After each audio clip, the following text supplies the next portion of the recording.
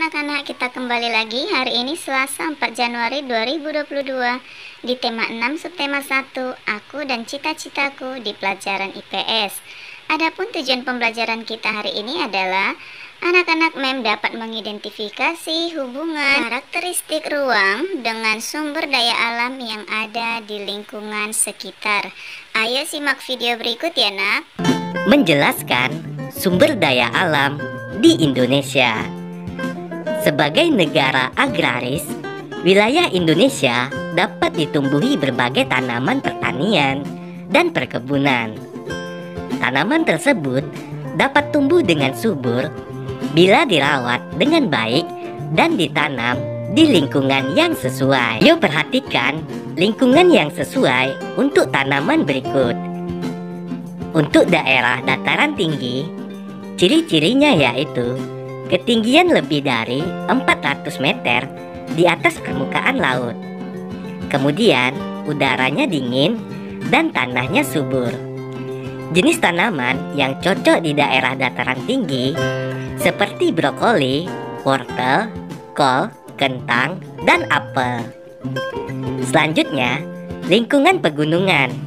Ciri-ciri lingkungan pegunungan: ketinggian lebih dari 500 meter di atas permukaan laut. Udaranya dingin dan tanahnya juga subur. Jenis tanaman yang cocok untuk daerah pegunungan seperti teh, karet, kentang, pohon kina, dan wortel. Selanjutnya, daerah pantai. Ciri-cirinya: ketinggian 0 meter di atas permukaan laut. Udaranya panas dan tanahnya kurang subur dan berupa pasir. Jenis tanaman yang cocok untuk daerah pantai yaitu pohon kelapa, tanaman bakau, pandan pantai, sukun, dan cemara laut. Kemudian lingkungan dataran rendah. Ciri-cirinya: ketinggian antara 0 sampai dengan 200 meter di atas permukaan laut. Udaranya panas. Jenis tanaman yang cocok: mangga, kedelai, padi, jagung, dan kayu jati. Hubungan lingkungan, sumber daya alam, dan kegiatan masyarakat. Lingkungan pegunungan. Potensi sumber daya alamnya seperti teh, karet, kentang, dan wortel. Mata pencaharian masyarakatnya: petani perkebunan, petani sayur, peternak, dan pedagang. Lingkungan dataran tinggi. Potensi sumber daya alamnya: brokoli, wortel, kol, apel, dan kentang. Mata pencaharian masyarakatnya: petani perkebunan, petani sayur, peternak, dan pedagang. Lingkungan dataran rendah.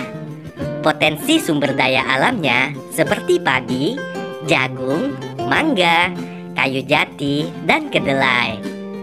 Mata pencaharian masyarakat antara lain petani, peternak, pedagang, dan karyawan atau buruh.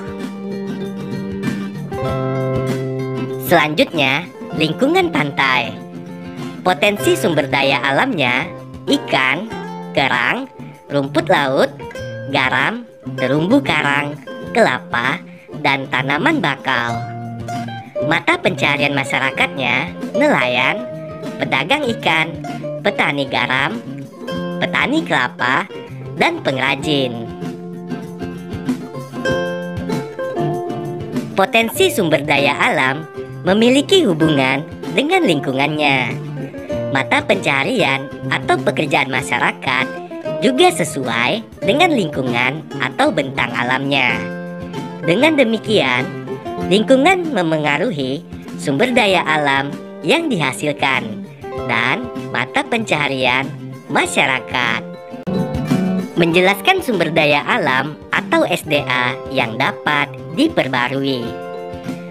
Berdasarkan ketersediaannya di alam, sumber daya alam dikelompokkan menjadi dua, yaitu sumber daya alam yang dapat diperbarui dan sumber daya alam yang tidak dapat diperbarui. Sumber daya alam yang dapat diperbarui adalah sumber daya alam yang tidak akan habis walaupun digunakan terus-menerus. Contohnya, air, tanah, udara, hewan, serta tumbuhan. Sumber daya alam tersebut dimanfaatkan untuk memenuhi kebutuhan hidup manusia. Misalnya pemanfaatan hewan untuk diambil daging, telur, susu, maupun tenaganya. Sumber daya alam dapat dimanfaatkan untuk kehidupan manusia, seperti sumber daya alam angin untuk membangkitkan listrik, sumber daya sungai untuk budidaya ikan dan udang, kemudian jagung sebagai sumber bahan makanan, tanah liat untuk membuat gerabah. Menjelaskan sumber daya alam yang tidak dapat diperbarui. Sumber daya alam yang tidak dapat diperbarui merupakan sumber daya alam yang dapat habis jika digunakan secara terus-menerus. Contohnya, barang-barang tambang seperti batu bara, timah, bauksit, minyak bumi, dan nikel. Pemanfaatan sumber daya alam yang tidak dapat diperbarui dilakukan melalui kegiatan penambangan. Kegiatan penambangan biasanya dilakukan di daerah perbukitan, sungai, dan lepas pantai.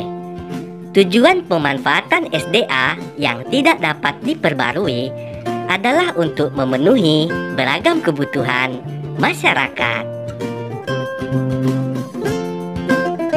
Ayo perhatikan tabel berikut.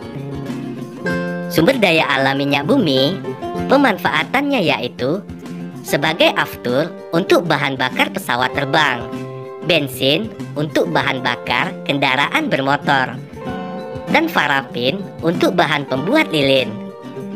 Kemudian pemanfaatan biji besi untuk bahan pembuat peralatan rumah tangga. Selanjutnya, pemanfaatan bauksit untuk bahan dasar pembuatan aluminium. Kemudian, pemanfaatan marmer sebagai bahan bangun rumah atau gedung.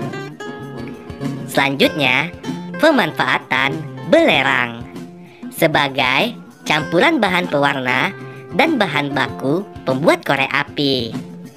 Selanjutnya, pemanfaatan nikel sebagai bahan pelapis besi agar tidak mudah berkarat. Pemanfaatan grafit yaitu sebagai bahan pembuat pensil dan isi baterai.